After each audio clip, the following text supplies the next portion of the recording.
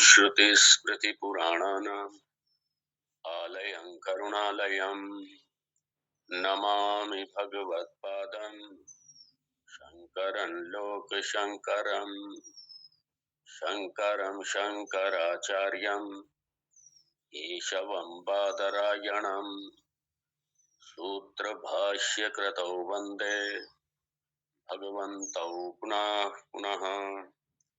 ईश्वरो गुरुरात्मेति मूर्तिभेदविभागिने व्योमवद्व्याप्तदेहाय दक्षिणामूर्तये नमः।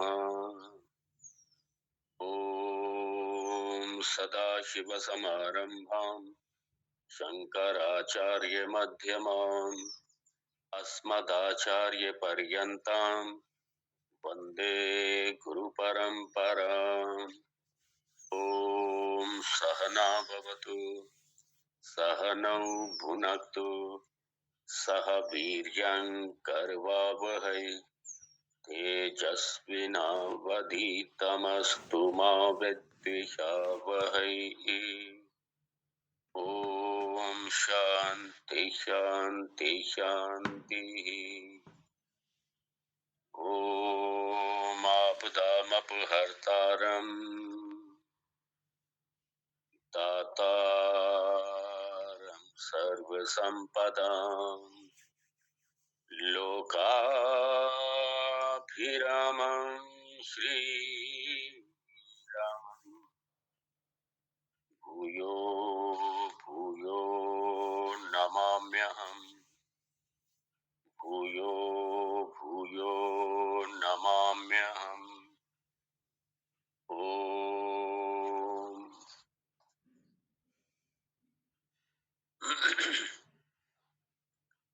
श्री राम गीता प्रथम श्लोक। श्री महादेव उवाच ततो जङ्गन्मङ्गलमङ्गलात्मना विधाय रामायण कीर्तिमुत्तमाम् चचार पूर्वाचरितं रघुत्तमो राजर्षिवर्यैरभिसेवितं यथा। 25वां श्लोक। श्री रामचंद्र उवाच आदौ पदार्थावगतिर्हि कारणम् वाक्यार्थ विज्ञान विधौ विधानतः तत्त्वं पदार्थौ परमात्मजीवकौ असीति चैकात्म्यमथानयोर्भवेत्।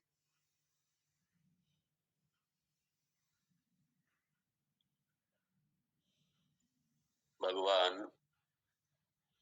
बड़ी करुणा करके कृपा करके लक्ष्मण जी के माध्यम से शिष्य के माध्यम से सारी मानव जाति का प्रबोधन कर रहे हैं।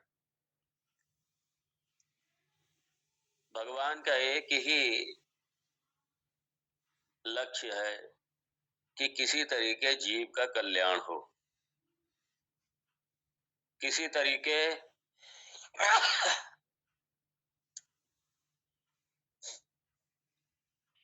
जीव इस भव बंधन से मुक्त होकर के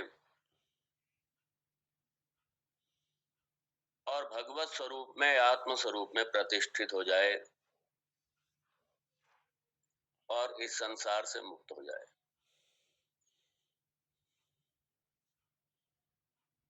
और भगवान यहाँ पहले 24वें श्लोक में भगवान ने पूरा पाथेय दे दिया था।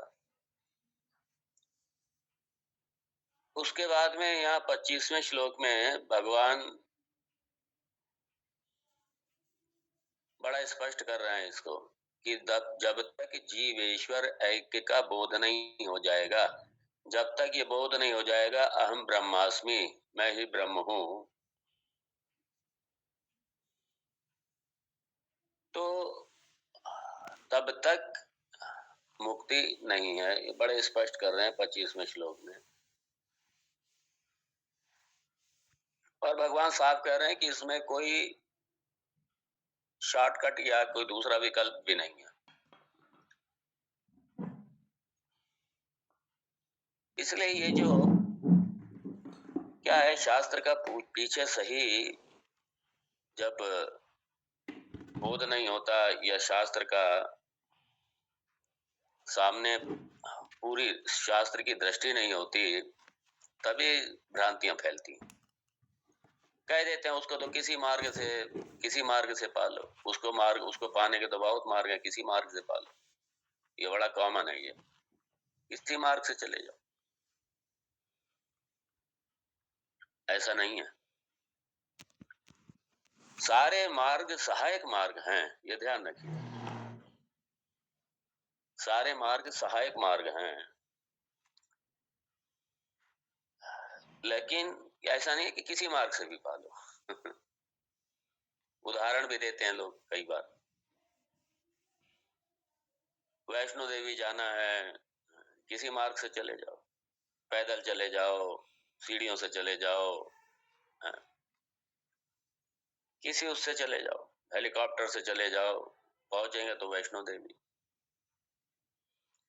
भगवान के मंदिर में जाना है, कार से बैठ के चले जाओ, पैदल चले जाओ, किसी गेट से चले जाओ, भगवान के मंदिर पहुंच जाए।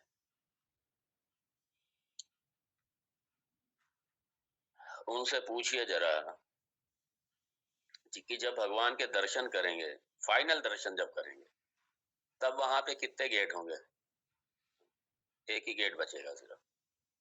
फाइनल दर्शन जो होंगे वो एक ही गेट से होगा, दूसरे गेट से नहीं होगा। ये मैं आपको उदाहरण के रूप में बता रहा हूं। सबसे बड़ी बात यह है कि अज्ञान जो है, यही मुख्य समस्या है। अज्ञान ही बाधा है, और अज्ञान का नाश ज्ञान से होगा। कौन से ज्ञान से? इसी ज्ञान से कि मैं ही ब्रह्म हूँ। जीवेश्वर ऐक्यम ज्ञान से ही अज्ञान का नाश होगा। और जब तक ये नहीं होगा, तब तक संसार चलता रहेगा।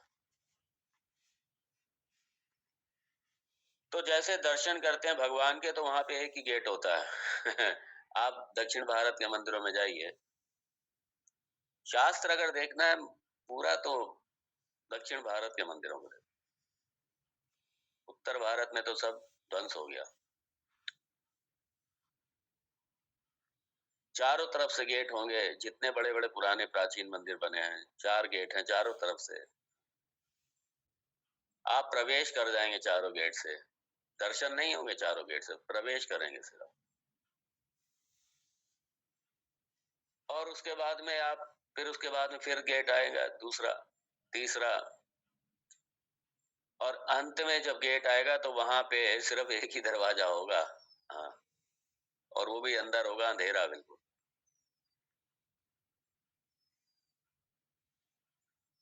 और वो भी गेट भी एक है सामने, और बिल्कुल अंधेरा है, दर्शन नहीं हो रहा है। एक छोटा सा एक दीपक जल रहा होगा। वो दीपक जो जल रहा है, वो है जो गुरु शिष्य परंपरा से जो ज्ञान आ रहा है, प्रवाहित होता है, ये उसका प्रतीक है। गुरु शिष्य परंपरा का उसका प्रतीक है। और वहां पे जो पुजारी आपको दर्शन कराएगा, वो इस बात का प्रतीक है, वो गुरु का प्रतीक है। तो वो माचिस अपनी से दीपक नहीं जलाएगा। वो क्या करेगा? वो पुजारी जो हैं, वो जो दीपक जल रहा है उससे कैम्फर जलाएंगे अपना। अर्थात उसने गुरु परंपरा से ज्ञान प्राप्त किया, अपने आप नहीं। और उसके बाद वो आरती, उस ज्ञान, जो ज्ञान रूपी जो आरती है, उससे वो दर्शन कराएंगे। किसके? जो अंदर विग्रह जो परमात्मा का है, उसका दर्शन कराएगा। और वो जो ज्ञान रूपी अग्नि, जो ज्ञान रूपी जो प्रकाश है, जो अग्नि है, वो इस बात का प्रतीक है कि उस ज्ञान से आपके अंधकार का नाश होगा। जो आपको सामने अंधकार दिखाई दे रहा था, उस अंधकार का नाश होगा और आप परमात्मा के दर्शन करेंगे। ये पूरा शास्त्र है, पूरा वेदांत है, उसमें गुरु शिष्य परंपरा का पूरा उल्लेख है। अब उत्तर भारत से लोग जाते हैं समझ में तो कुछ आता नहीं है, तो ये कहते हैं ये क्या चक्कर है, अंधेरा ही अंधेरा होता है अंदर, अंदर चलते जाओ, जैसे गुफा में घुसते चले जाओ, यो वेद निहितं गुहायाम, ये इसका ये पूरा शास्त्र है, वेदांत है पूरा, मंदिरों में पूरा वेदांत ही है। यो वेद निहितं गुहायाम परमे व्योमन, क्या करें अब। तो इसीलिए ये कोई हजार पाथ नहीं है, भगवत प्राप्ति का एक ही पाथ है, ना अन्य पंथा विद्यते अयनाय, दूसरा कोई मार्ग नहीं है, यही भगवान कह रहे हैं यहाँ पे। इसलिए जितने जो और दूसरी साधना है वो सब सहायक साधना है, उनके बिना यहाँ तक पहुंचेंगे नहीं, इसलिए वो भी करना, वो सारी सहायक साधना। अज्ञान की निवृत्ति ज्ञान से होगी, दूसरा कोई साधन नहीं, इसलिए दूसरा कोई पाथ नहीं है, मुक्ति का दूसरा कोई पाथ नहीं है, ब्रह्म प्राप्ति का, ब्रह्म दर्शन का और कोई दूसरा पाथ, दूसरा कोई पाथ है ही नहीं। यहाँ सगुण साकार के दर्शन की बात नहीं हो रही है, उससे मुक्ति नहीं है पहली बात तो, उससे संसार की निवृत्ति नहीं है, संसार और बल्कि गहरा हो जाएगा उससे। हाँ, यदि आपने भगवान से ये मांग ले, भगवान तो मुझे तो मुक्ति चाहिए, फिर भगवान आपके लिए कोई गुरु की व्यवस्था करेंगे, और नहीं तो अगर आपने कह दिया भगवान आप ही मेरे गुरु बन जाए, तो आपके गुरु बन करके भी आपको ज्ञान दे देंगे। लेकिन अंततो गत्वा यही जीवेश्वर जो ज्ञान है, इसी से ही अज्ञान की निवृत्ति होगी, दूसरा और कोई पाथ नहीं।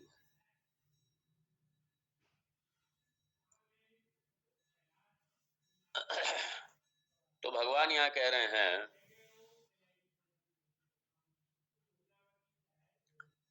यहाँ देखिए, इसलिए दो तरीके के वाक्य, इस श्लोक को समझने से पहले थोड़ा थोड़ा भूमिका भी समझ लीजिए। एक अवांतर वाक्य, एक महावाक्य। महावाक्य मतलब जो जीवेश्वर ऐक्य का निरूपण करते हैं, और अवांतर वाक्य जो उस वाक्य को समझने तक,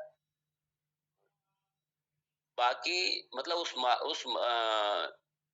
जो जीवेश्वर वाक्य, जो जीवेश्वर ऐक्य वाक्य है, ये महावाक्य, इस तक समझने में जो वाक्य सहायता करते हैं उन्हें कहते हैं अवांतर वाक्य।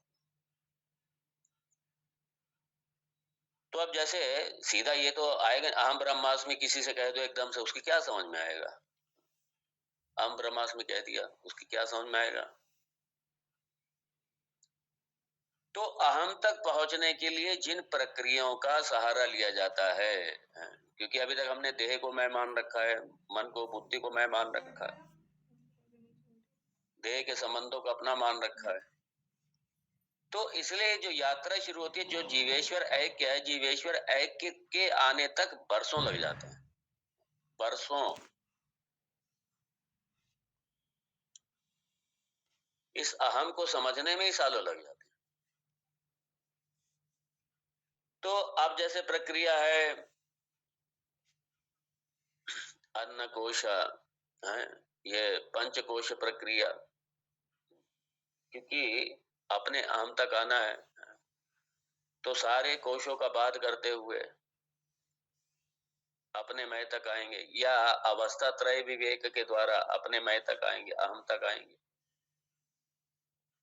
तो ये जितने वाक्य हैं ये कहलाते हैं अवांतर वाक्य, ये महावाक्य नहीं कहलाते, अवांतर वाक्य कहलाते हैं, ये सहायक वाक्य कहलाते हैं ये। तो जो महावाक्य है तत्त्वमसि अहम ब्रह्मास्मि, यहाँ तक पहुंचने के लिए जो प्रक्रिया में, इस महावाक्य तक पहुंचने में जो हमारी मदद करते हैं, ऐसे वाक्यों को अवांतर वाक्य कहा जाता है। तो आदव, आदव मतलब आरंभ में, आरंभ में क्या, आरंभ में ज्ञान योग के आरंभ में, ब्रह्म विद्या के आरंभ में, आत्म विद्या के आरंभ में। तो अवांतर वाक्य ये जो सहायक हाँ, सहायक